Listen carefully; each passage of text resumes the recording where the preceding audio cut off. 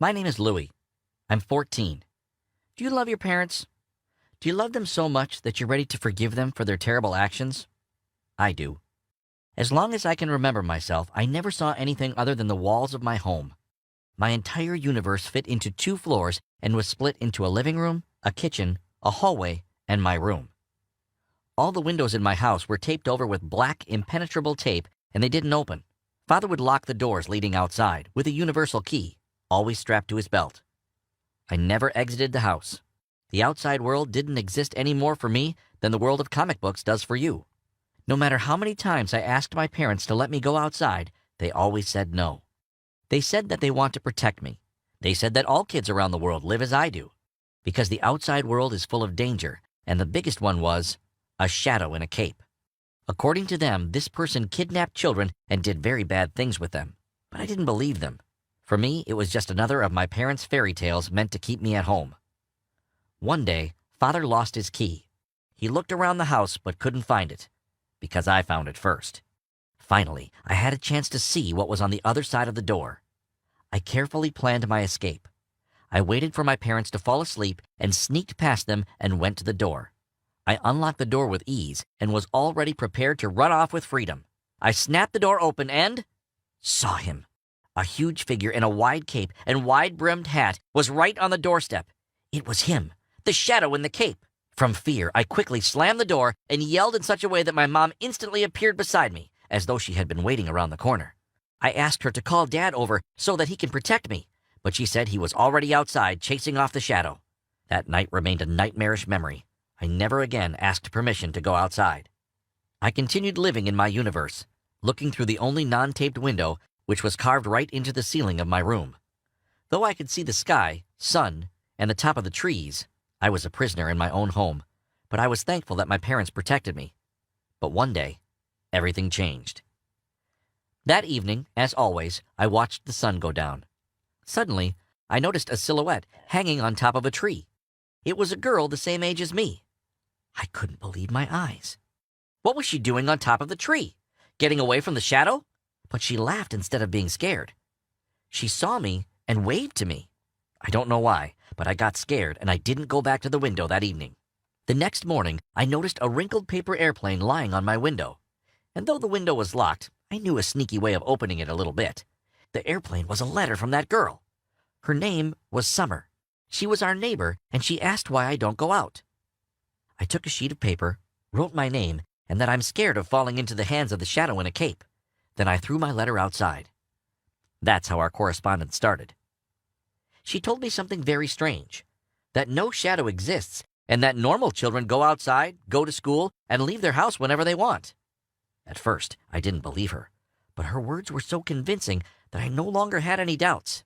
Either Summer was the shadow's front man, or something even scarier. My parents were lying.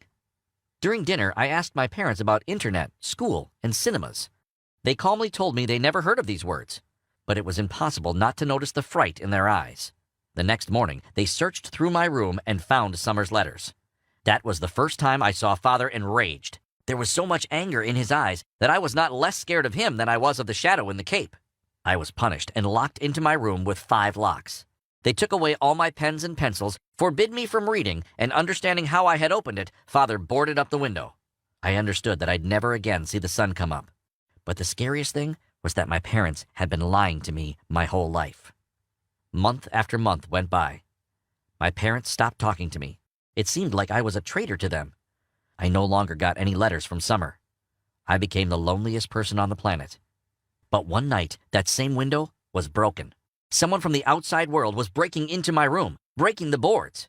I was scared and started calling my parents for help. They instantly ran over, hearing my yelling. I heard as they started unlocking the numerous locks on my door, but they didn't make it in time. It was Summer. She broke through and threw me a rope. "Climb up faster," she yelled. I had not a second of doubt and climbed to her. For the first time in my life, I was going out into the outside world. I felt the wind, smell of grass, and the noise of leaves. It was really something. Summer gave me the rope and ordered me to go down first. You know, it was probably at that moment that I understood that I was in love with this unmannered girl. As soon as I stepped onto the grass, I saw the thing I tried to forget about, the one who was in my nightmares every night. From out of the corner, I saw him. The shadow. I was literally frozen from fear.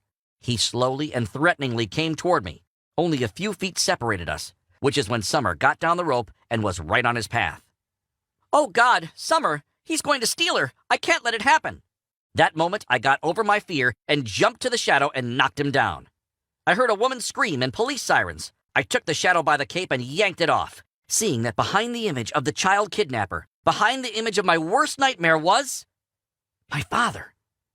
From shock, I literally forgot how to breathe and silently peered into my father's eyes, cold and hard. The police arrested my parents. The last thing Mom said before she was put into the car was, "Sorry, you'll understand everything when you find out the truth." During the court proceeding, Mom and Dad repented of having denied their own son's freedom. When the judge asked my mom, why, she said something that made me love them even more than I had. She said that I had an older brother, but he went missing before I was even born. He was just 7 and was playing with the other kids right in front of our house. She had been watching after him from the kitchen window while Father watched from the garage, but as soon as they stopped paying attention for just a couple of minutes, he disappeared. The other kids said a man in a cape and a wide-brim hat had taken him. He took my brother by the hand and put him into his car and drove away. He wasn't found. And so, on the eve of my birth, they decided to protect me no matter what. They told me stories about the man in the cape and the hat, so then I was always ready in case I met the kidnapper. My parents' case was exceptional because I, the victim, the one who was denied a normal life, asked the judge only one thing: to let them go. Everything seemed to be the same way my parents described. The outside world is scary and treacherous. Its laws are not at all fair. It's doubtful the words of a 14-year-old boy will change anything. Now, my parents may face a long prison sentence, but I will do everything to protect them and free them. Summer's parents offered to take care of me and become my temporary guardians. I'm sure it was thanks to her.